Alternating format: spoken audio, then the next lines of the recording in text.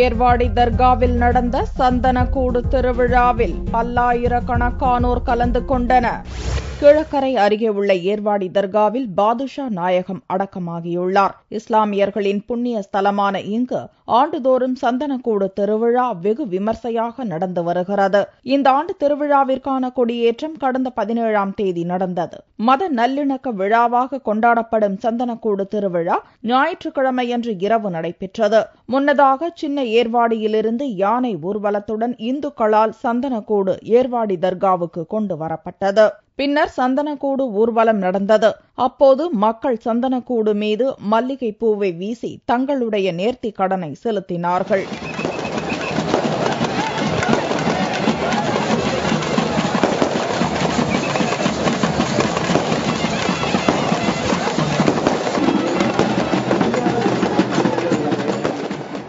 ஒரு சமூக ஒற்றுமைக்காகவும் தேசிய ஒருமைப்பாட்டிற்காகவும் மத நல்லிணக்கத்துக்காகவும் இந்த திருவிழா நடைபெற்று வருகின்றது.